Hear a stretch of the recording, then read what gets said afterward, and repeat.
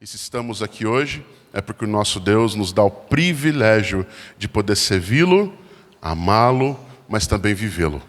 Eu quero nesses dias, hoje, amanhã de manhã e amanhã de noite, poder compartilhar das Escrituras com vocês. Brinquei ainda com o pastor Leandro, que parece proposital o texto que está projetado aqui de Atos 12, 24. Não é o texto que eu vou trabalhar, mas é parte, digamos assim, central do livro de Atos. É uma das partes centrais, uma das verdades centrais. E eu quero convidar você a, nesse dia, tanto hoje quanto amanhã, nós passearmos pelo livro de Atos, especialmente em 2 capítulos que nós vamos trabalhar a exposição. Convido você a abrir a sua Bíblia em Atos, capítulo de número 4, versículos de 23 a 31. Atos, capítulo 4, versículos de 23 a 31. Talvez tenhamos algumas traduções um pouco diferentes, mas com certeza nós estamos lendo o mesmo texto. Atos, capítulo 4, versículos de 23 a 31, assim diz a palavra do Senhor. Uma vez soltos, Pedro e João procuraram os irmãos e lhes contaram tudo o que os principais sacerdotes e os anciãos lhe tinham falado. Ouvindo isso, unânimes levantaram a voz e disseram: Tu, soberano Senhor, fizeste o céu, a terra, o mar e tudo o que neles há. Disseste por meio do Espírito Santo, por boca de Davi, nosso pai, teu servo. Porque se enfureceram os gentios e os povos imaginaram coisas vãs, os reis da terra se levantaram e as autoridades se juntaram contra o Senhor e contra o seu ungido. Porque, de fato, nessa cidade, Herodes e Pôncio Pilatos, com gentios e gente de Israel, se juntaram contra o teu santo servo Jesus, a quem ungiste, para fazerem tudo o que a tua mão e o teu propósito predeterminaram.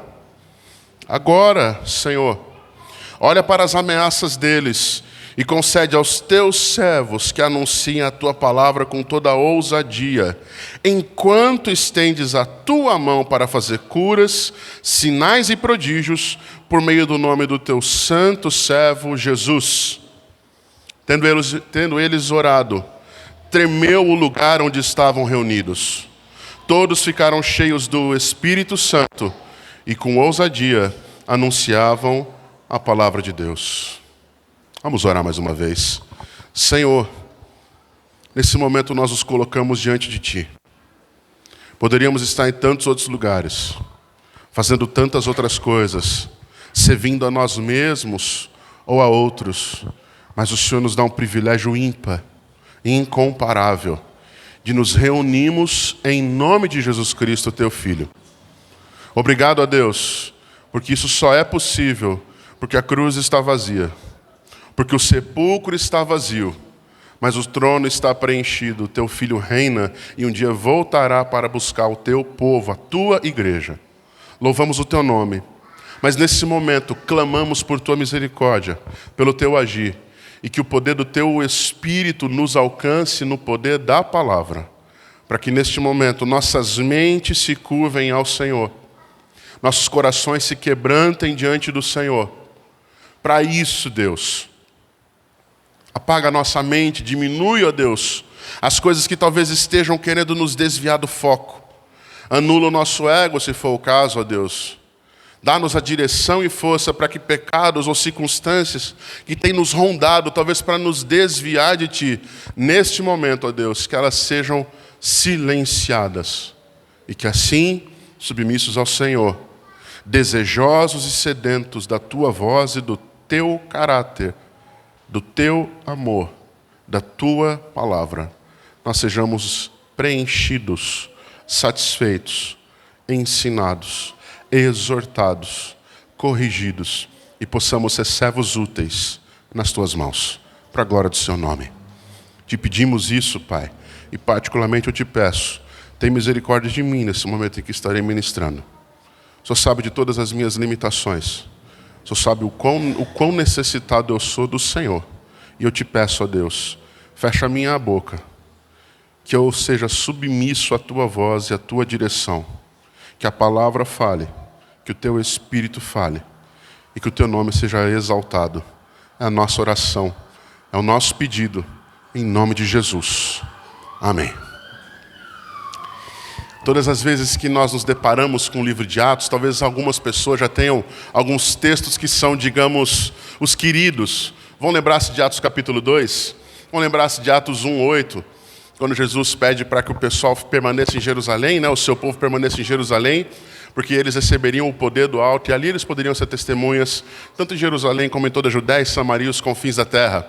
Alguns outros vão lembrar das grandes viagens, tanto aqueles momentos em que Pedro estava ali proclamando, servindo, vivendo, e os outros momentos onde Paulo torna-se o personagem principal, a partir do capítulo 12, 13. E aí vamos ter viagens missionárias, momentos incríveis, coisas que são literalmente concebidas e criadas por fé.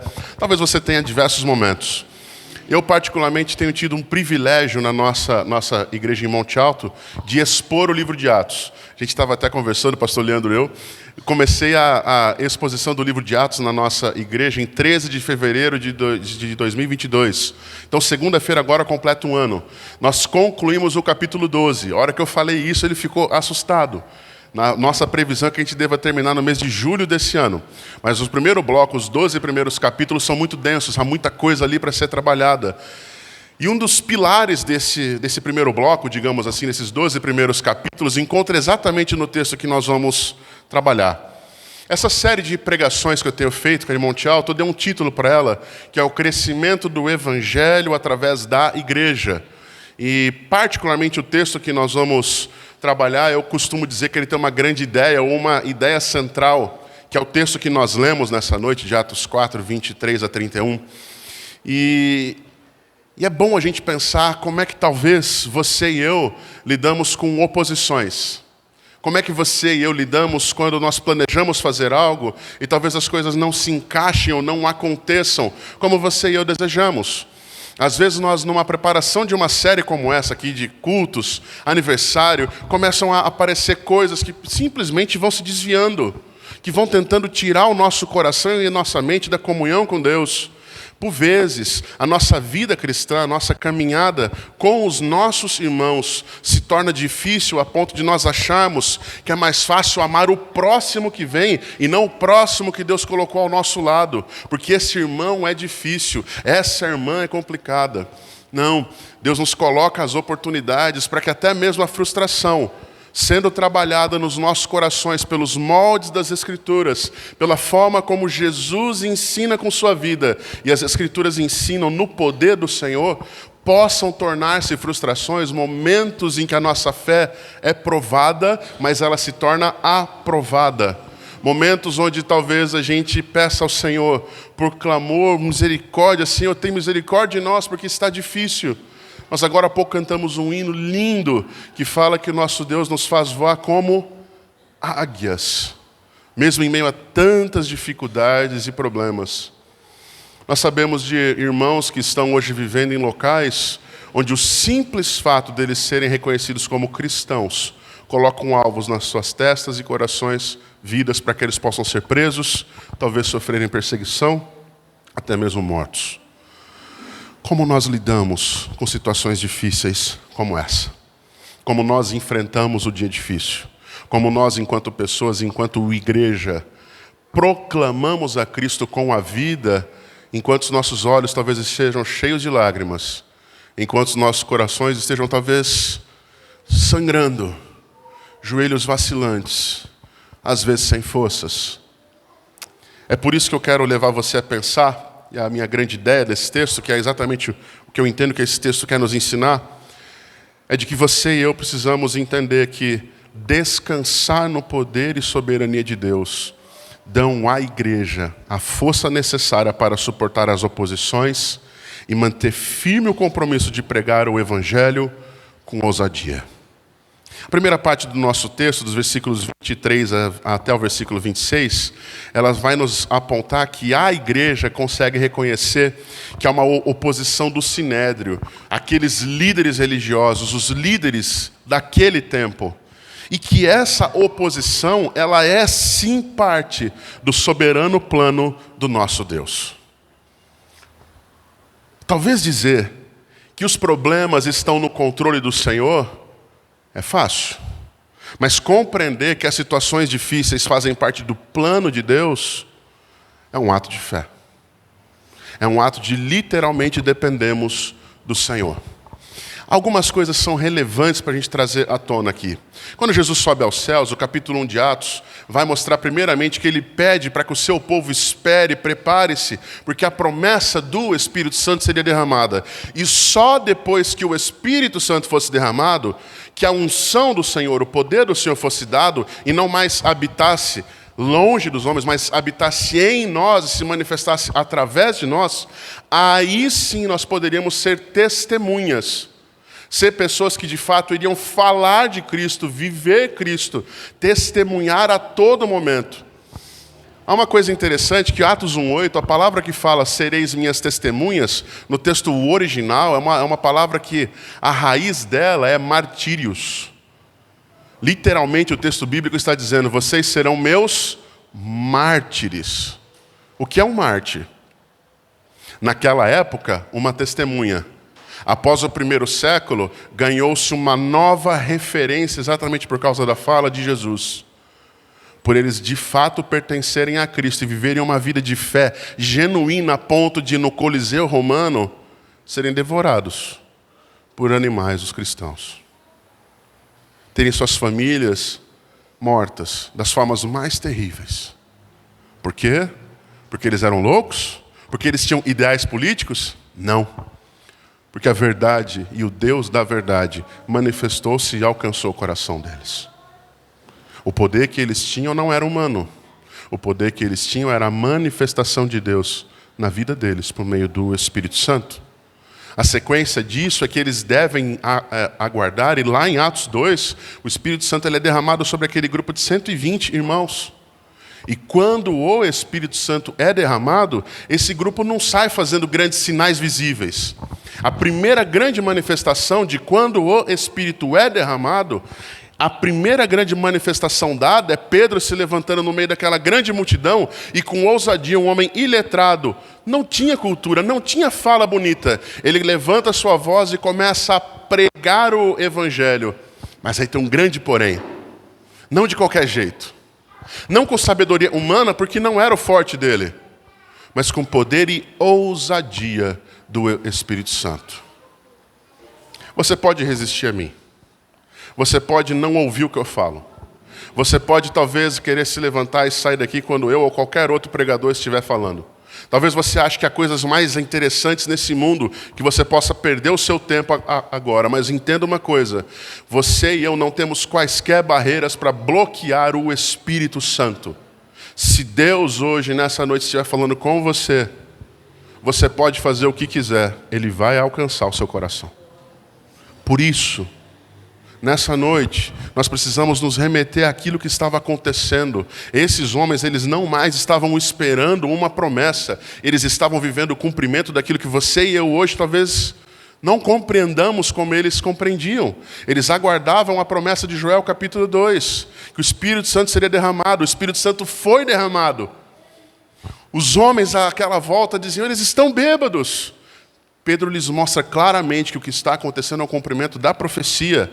E esse cumprimento não apenas ocorre para que eles falem línguas daqueles homens que estão ali em Jerusalém celebrando a festa do Pentecoste. Atos capítulo 2 fala que em 17 línguas diferentes, idiomas diferentes, de homens que estavam em Jerusalém, o Espírito Santo capacita homens incultos a falar das palavras do Senhor. E eles falam, nós estamos ouvindo as maravilhas do Senhor na nossa língua materna, na língua daquele povo, daquela cidade, do país de onde nós viemos. Nós estamos ouvindo das palavras do Senhor de homens que não conseguem talvez nem ser cultos na sua língua natural. E Deus, de forma poderosa, age através de Pedro e dos demais irmãos que estão ali, a ponto de parte daquela multidão virar para eles, lá no capítulo 2, e falar, irmãos, o que faremos? Pedro olha para ele e fala, arrependam-se e sejam batizados em nome de Jesus Cristo. Naquele dia, mais de 3.000 pessoas entregaram sua vida a Cristo. Se hoje, numa pregação como essa, 10% desse número se convertesse, 300 pessoas, agora aqui, eu achei que eu ia ver um amém, que fosse assim. Se isso acontecesse nesse momento, como nós nos comportaríamos? Que alegria estaria no nosso coração, vendo o poder de Deus se manifestar através de nós, pessoas comuns. Aqueles homens puderam provar isso. E eles puderam experimentar que não apenas Jesus estava diante deles por um tempo, mas a promessa de João, capítulo 14, 15, 16, é que agora o Espírito Santo estaria neles, lhes capacitando e dando condição de viver. Nisso, o capítulo 3 começa dizendo que Pedro e João vão à porta do Templo Formosa para a primeira oração do dia, para uma das orações deles lá. E quando eles encontram-se lá, eles olham para um canto e vem um homem que era um paralítico de nascença, pedindo esmolas, e lembrando que paralíticos não entravam no templo porque eles tinham problemas. A lei judaica proibia. Além disso, uma coisa interessante, esse homem não podia trabalhar e socialmente ele era excluído da sociedade, ele não podia ter relacionamentos ou ele era considerado como um amaldiçoado por isso. Pedro e João olham para ele, enquanto ele está ali talvez pedindo esmolas, e a fala deles é: não temos prata, não temos ouro, mas o que nós temos nós vamos te dar, em nome de Jesus Cristo, levante e anda. A olhos vistos, sem computação gráfica, sem mágicos por trás, sem qualquer ciência, sem nada que pudesse fazer algo para ocultar a verdade nua e crua diante dos olhos do povo, seus pés se firmam. Esse homem coloca-se em pé e começa a glorificar a Deus. Naquele momento, Pedro mais uma vez prega e mais uma quantidade de pessoas converte-se ao Senhor Jesus. Jesus Cristo havia morrido alguns dias antes disso. E havia sido morto exatamente pelos sinais e pela multidão que o seguia. O problema é que agora mesmo Jesus Cristo morto deixa discípulos que estão fazendo sinais tão grandes quanto dele, quanto os que o próprio Salvador Jesus fazia. O que vai acontecer? Esses homens começam a sofrer perseguição. E literalmente o capítulo 4 começa dizendo que Pedro e João tornam-se alvos do Sinédrio. E nessa situação, o Sinédrio manda convocá-los para que eles fechem suas bocas.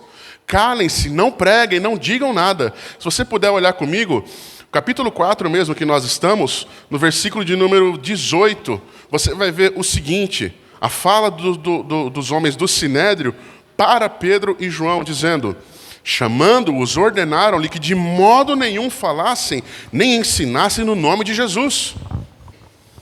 Eles estavam sendo ameaçados e proibidos: não abram suas bocas, não falem nada sobre Jesus, não faça referência a Ele, não diga sobre o que Ele fez ou o que Ele faz, não vivam, não façam nada que ligue a vida de vocês à vida de Jesus. Se hoje o governo, uma autoridade, seu chefe, seu patrão, um líder, alguém influente ou poderoso, falasse para ti: feche sua boca, nunca mais fale sobre Cristo, nunca mais testemunhe de Jesus, o que você faria? Talvez você diria: bom, essa vizinhança não é muito amigável, eu acho que é melhor eu mandar currículo para outra firma. Não sei, acho que a gente está vivendo tempos difíceis, é melhor eu ficar na minha, eu não quero arrumar confusão. A Bíblia fala que o crente tem que ser sempre alguém que busca a paz. Tem gente que usa versículo bíblico para justificar omissão nessas horas. O fato é que esses homens, no versículo 19, olha o que eles falam: mas Pedro e João responderam: os senhores mesmos julguem se é justo diante de Deus ouvirmos antes os senhores do que a Deus, porque nós não podemos deixar de falar das coisas que vimos e ouvimos. Pouco tempo depois eles falam: para nós importa mais obedecer a Deus do que aos homens. O testemunho desses homens não é forçado, não é para que os outros vejam, mas é para aquele que tem os seus olhos espalhados por toda a terra, saiba que aqueles homens de fato pertencem a Ele. E é por isso que esses homens tornam-se alvos de perseguição. E o texto que nós lemos, ele se encontra na sequência do que nós estamos narrando. dessa feita, a igreja então reconhece. E quando eles chegam lá, Pedro e João, depois de serem perseguidos, ordenados e ameaçados, o versículo 23 começa dizendo: uma vez soltos, Pedro e João procuraram os irmãos e lhes contaram tudo que os principais sacerdotes e os anciãos lhes tinham falado. Eles não omitiram uma vírgula do que eles deveriam falar e do que eles haviam vivido. O problema, se é que eu posso dizer que é um problema, o que mais me marca e talvez faça você e eu pensarmos sobre a forma como nós nos portamos diante de oposições, é como que a igreja do Senhor reagiu diante de uma ameaça pública dos poderosos, para que eles fechassem suas bocas. Olha o que o texto fala, verso de número 24. Ouvindo isso, unânimes, levantaram a voz e disseram: Tu, soberano Senhor, fizeste o céu, a terra, o mar e tudo que neles há. Disseste por meio do Espírito Santo, por boca de Davi, nosso pai, teu servo. Porque se enfureceram os gentios e os povos imaginavam coisas vãs, os reis da terra se levantaram e as autoridades se juntaram contra o Senhor e contra o seu ungido. Duas coisas me chamam a atenção nesse texto de forma clara. Primeira delas, a igreja não se acovarda. A igreja não olha cada um para o lado, pega suas coisas e sai correndo. O povo de Deus, diante de oposições e circunstâncias, especialmente quando esse povo prova quem Deus é, conhece o caráter do Senhor, alimenta-se da palavra do Senhor, todos os dias e em todo o tempo, não apenas em momentos onde tudo está bem. Abre um parênteses rápido. Tem muita gente que vive a vida cristã desse jeito. Quando tudo está bem, canta, ora, uma maravilha, agradece as bênçãos, vai cantando por tudo que tens feito, por tudo que vais fazer, conta as bênçãos, conta quantas são. A dificuldade chega, parece que Deus desapareceu. Deus não desapareceu, Ele continua no trono. Ele continua soberano, Ele continua Senhor. Mas talvez por Deus não dar o que nós queremos, ou o que nós exigimos, muitas pessoas se distanciam dele e acham que até mesmo têm cometido pecados e que Deus tem os castigado. Por vezes pode ser verdade, mas na maioria das vezes nós nos portamos como filhos mimados, que quando o nosso pai diz não, nós batemos o pé e choramos porque não ganhamos o presente. Quem é pai sabe do que eu estou falando. Quando você diz não para o seu filho, um bico nasce desse tamanho. A minha filha, qualquer dia desse, ela vai ser contratada por Hollywood, alguma coisa desse tipo. Porque quando eu digo não para ela, aparecem dores que fazem com que ela gema de dor às vezes. Lágrimas surgem em menos de 5 segundos. Um sentimentalismo que não me preocupa, mas ao mesmo tempo encoraja. Eu acho que vale investir nela. O problema é que nós fazemos a mesma coisa quando Deus nos diz não.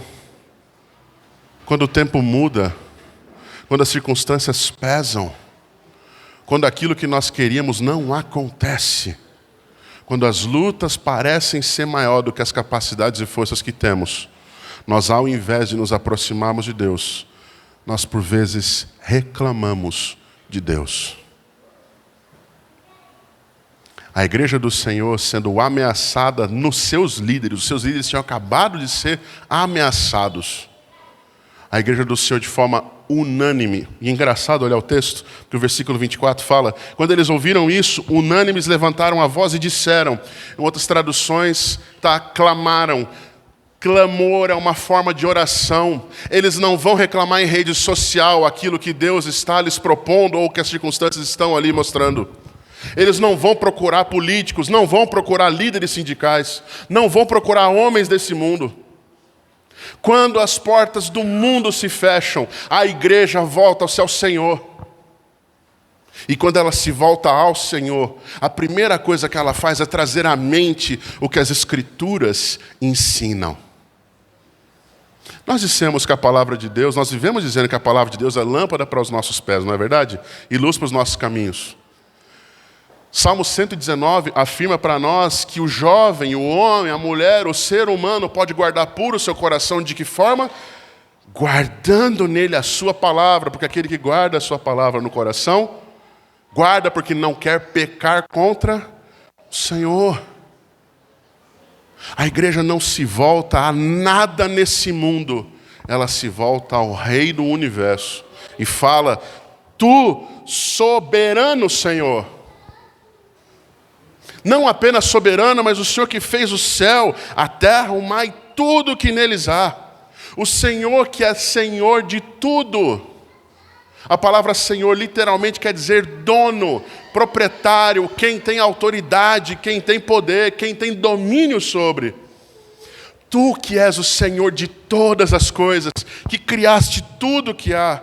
Sim, o Senhor, verso 25, disse por meio do Espírito Santo, por boca de Davi. E aqui, literalmente, eles estão citando Salmo capítulo 2, versículos 1 e 2. Olha que fantástico. O que a igreja do Senhor está reconhecendo é que Deus usou Davi de forma profética a falar sobre um salmo messiânico. E, literalmente, o texto que nós estamos lendo aqui de Atos, capítulo 25 e 26, está retratando a fala pontual de Salmo 2, versículos 1 e 2. E olha lá o que diz o texto. Porque se enfureceram os gentios e os povos imaginaram coisas vãs?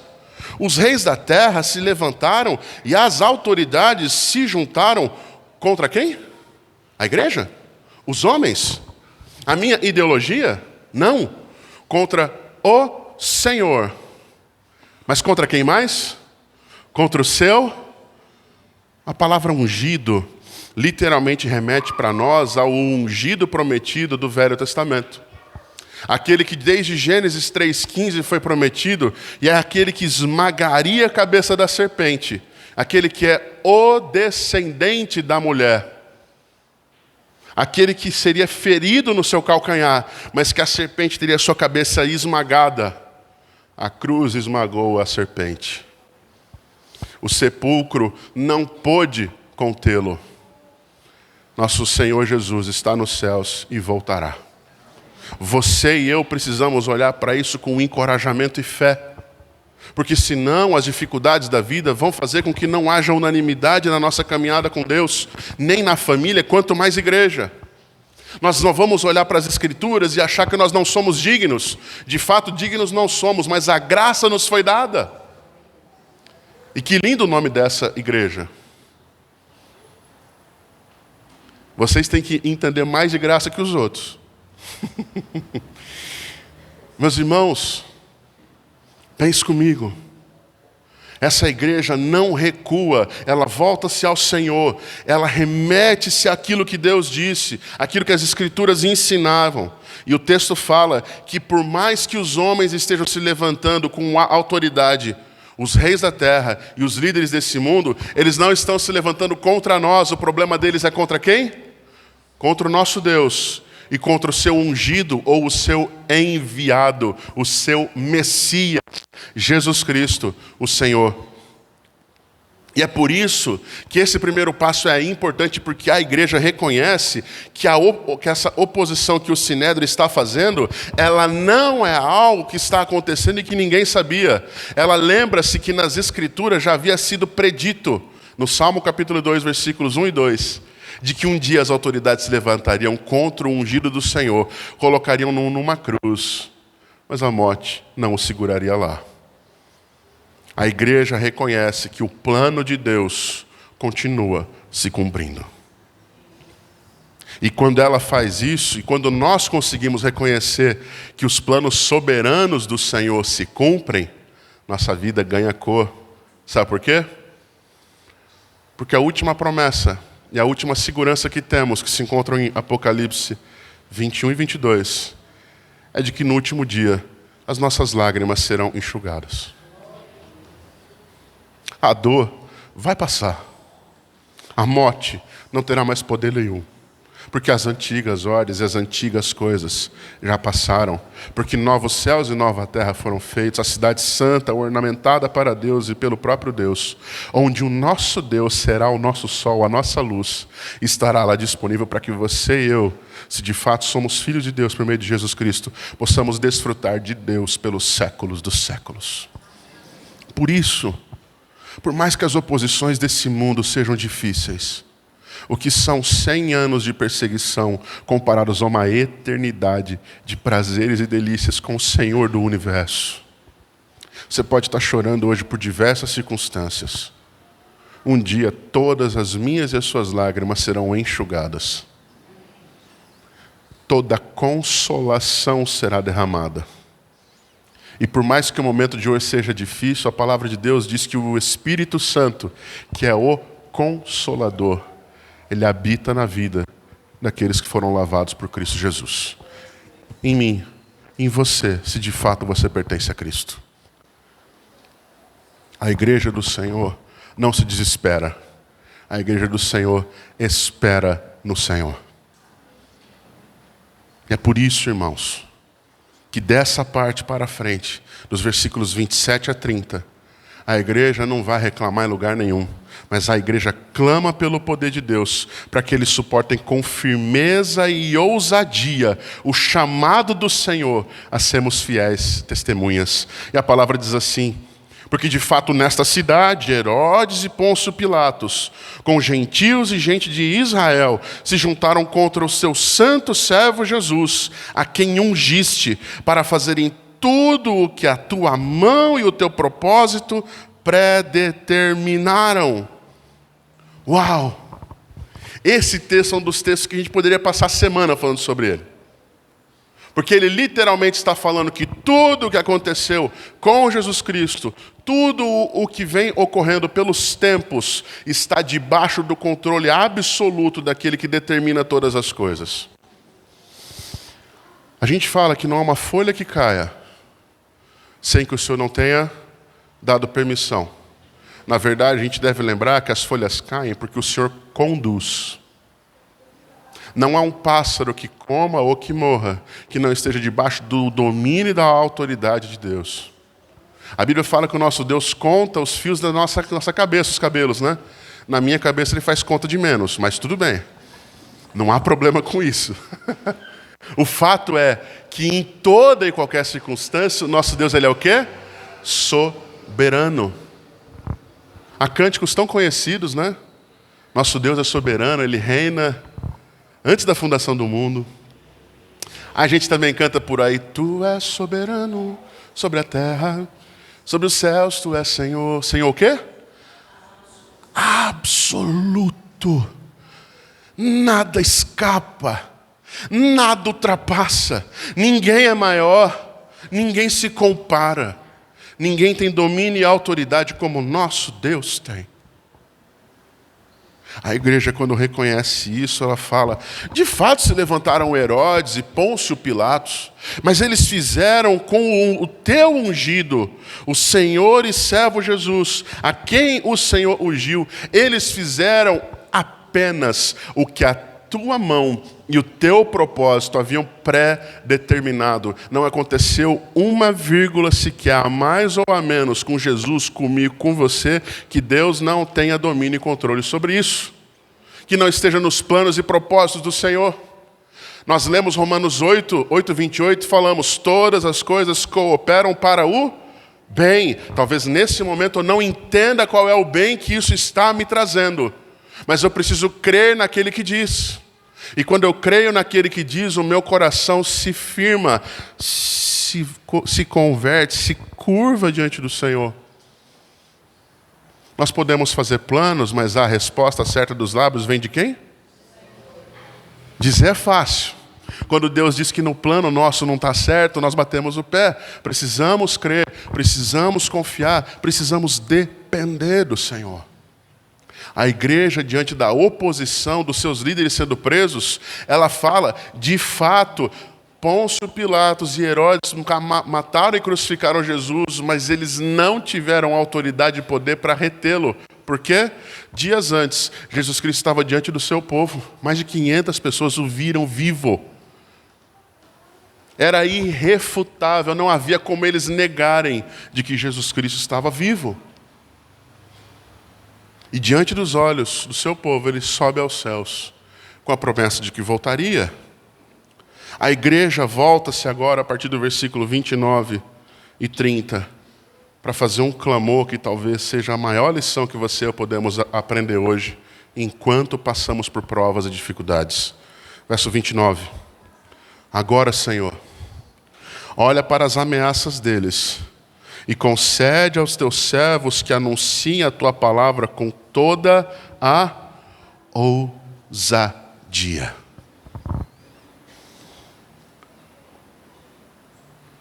Eles literalmente estão falando: Senhor, olha o tamanho deles. Os homens desse mundo podem nos prender. Os homens desse mundo podem nos achar em qualquer esquina como essa e talvez agirem com violência ou trazerem morte sobre nossa vida ou de alguém que nós amamos. Os homens desse mundo estão fazendo leis, fazendo coisas. E aqui a ideia não é falar sobre qualquer cunho político, porque a Bíblia fala claramente que essas coisas elas estão pré-determinadas. É esse o tempo que vem. Devemos fazer a nossa parte, sem dúvida, mas é inevitável que essas coisas aconteçam. Como é que você e eu estamos nos preparando para isso? Com confiança de que Deus trará suporte e graça aos seus filhos? Ou nós estamos pedindo: Senhor, afasta isso de mim, porque eu não vou resistir? Meus irmãos, maior é o que está em nós do que o que está no... Você crê nisso? Precisamos crer nisso. Saber de qual a gente sabe muita coisa. De fato, viver e depender do Senhor, a gente precisa crescer. Eu não sou melhor do que vocês, não.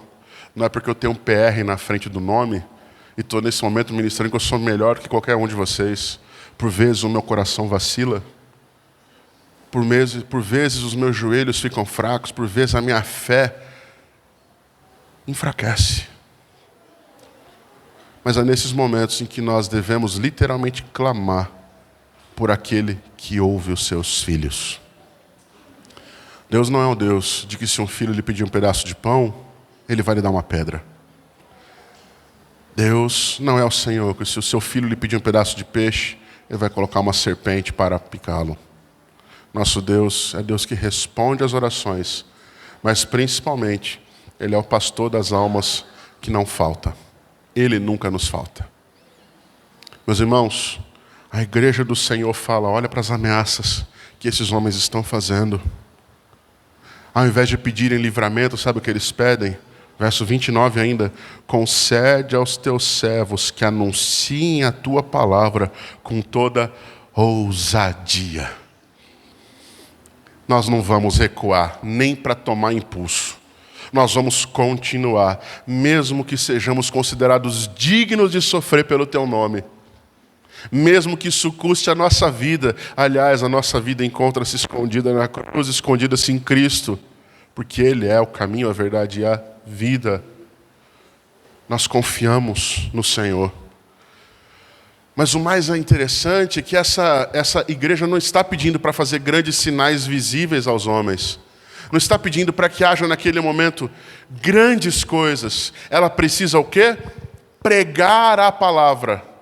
Ela sabe, nós sabemos, as Escrituras deixam claras, que é o crescimento da palavra de Deus que faz com que pessoas de toda a língua, povo e nação possam um dia converter-se e prostrar-se diante do Senhor, reconhecendo que Ele é o único Salvador.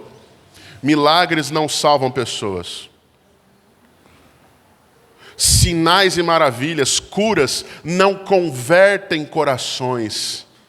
É a pregação do Evangelho, é a pregação contra o pecado, é a pregação de que Deus de fato dá graça a todo aquele que se arrepende, a todo aquele que clama por perdão, a todo aquele que se converte e reconhece que só há um Senhor e Salvador, e Ele é Jesus Cristo.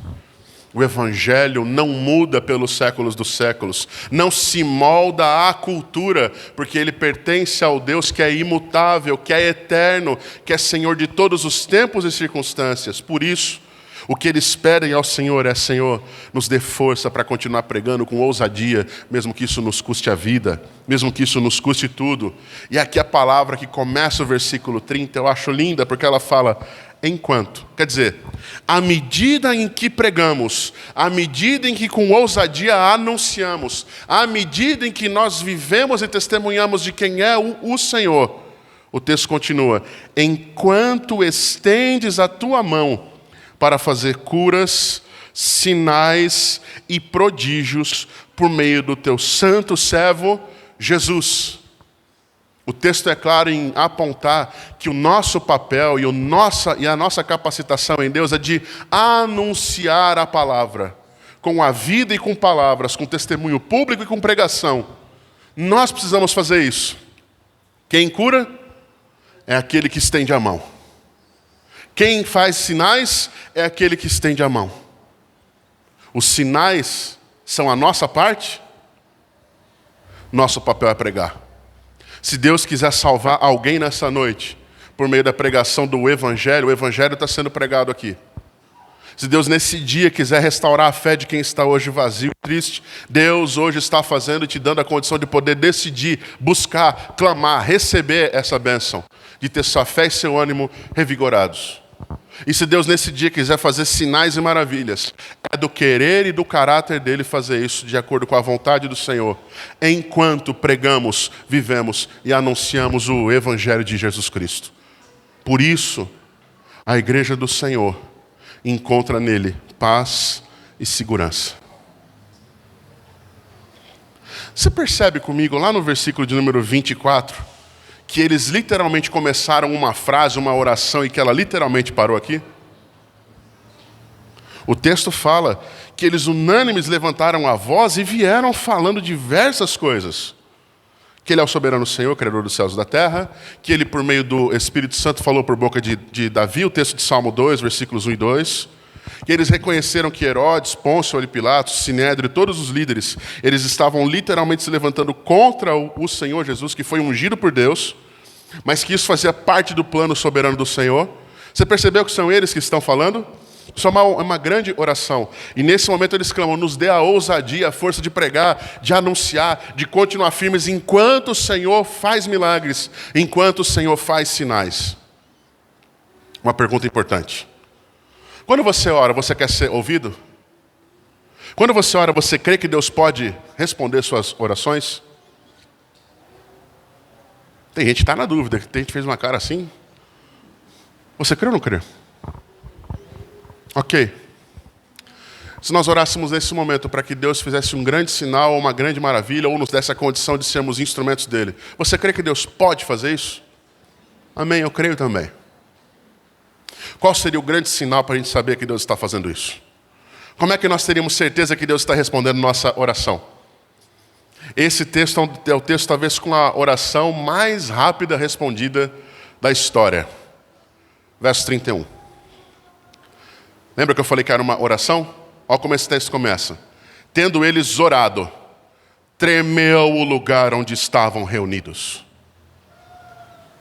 Todos ficaram cheios do Espírito Santo e com ousadia anunciavam a palavra de Deus. O que eles pediram para o Senhor? Nos dê ousadia. O que Deus faz? O coração deles é cheio, e não há um novo derramar. Eles são cheios, é a própria igreja do Senhor. Eles são reavivados, reanimados, revigorados. Para quê? Para que a palavra que eles pediram, para com ousadia pregarem, eles ali possam fazer. O problema é que quando eles oram, o lugar treme. Se nós orássemos nesse momento pedindo ao Senhor que nos revigore a fé e esse local tremesse, talvez nem eu ficaria para o fim dessa oração. Não ri não, que você ia correr comigo. Nós às vezes oramos ao Senhor pedindo coisas, mas não cremos que Ele vai nos responder no tempo ou do jeito. Nós às vezes pedimos coisas para Deus que são imediatas e Deus usa o tempo para nos trabalhar a fé, para a gente crer, depender, aprender e desenvolver a caminhada. A oração dessa igreja é tão da vontade do Senhor que imediatamente o local treme e eles são cheios do Espírito Santo para continuar a proclamar a verdade do Senhor. Sabe qual é o grande problema? Talvez para nós hoje. É que talvez você e eu esperemos que esse templo trema, que aconteça algo visível aos nossos olhos, e enquanto isso não ocorre, o nosso coração continua duro. O meu clamor nessa noite é que o meu e o seu coração tremam diante do Senhor. Não adianta saber.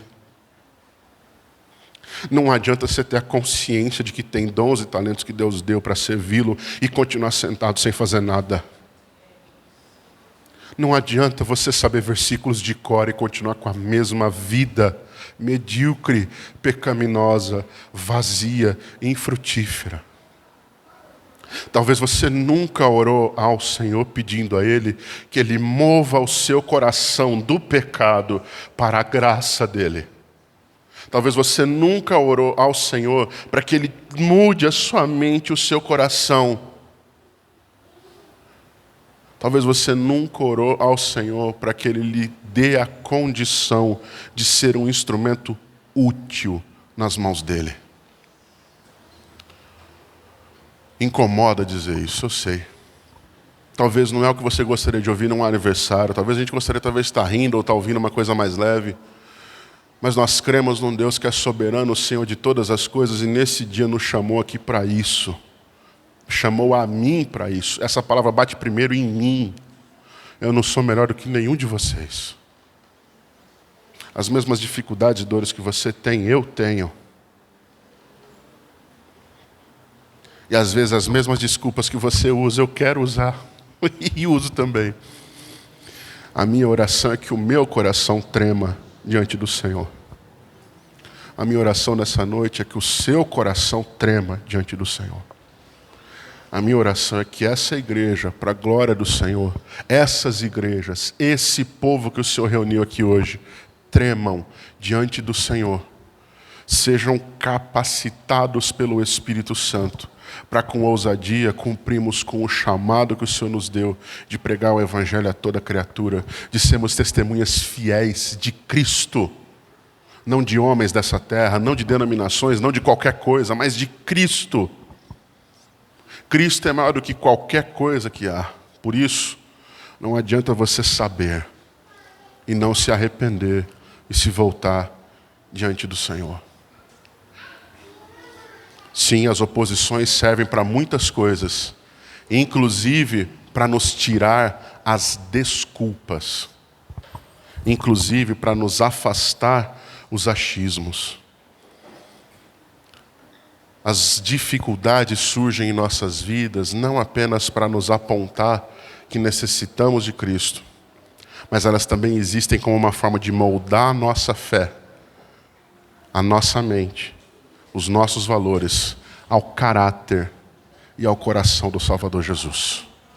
Nesse dia de hoje, você e eu somos chamados, convocados, ensinados a entender que descansar no poder e na soberania de Deus nos dão a força necessária para que a gente possa suportar as oposições e aflições, e também nos dão a força para mantermos firmes o nosso compromisso de pregar o Evangelho com ousadia em todo tempo e em todo lugar.